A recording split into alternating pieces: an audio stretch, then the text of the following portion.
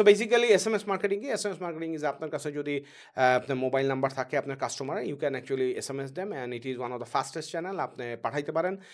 SMS এর সুবিধা হচ্ছে ইমেইলে যেমন স্প্যাম নিয়ে অনেক চিন্তা আছে, এখানেও আছে, কিন্তু এখানে রিলেটিভলি স্প্যামের টেনশনটা একটু কম। আর SMS এর একটা জিনিস যেটা হইতেছে যে SMS এখন একটু কস্ট বাড়ছে, but still it is one of the cost effective channel যদি আপনি প্রপারলি ইউজ করেন। SMS গণহারে পাঠানোর দিন শেষ, যখন আপনার টেলকো থেকে 9 পয়সা 10 পয়সা আপনি পাইতেন, এখন ইটস লাইক 29 পয়সা 30 পয়সা একটা নন মাস্কিংয়ের নন। আমি talking about non masking SMS।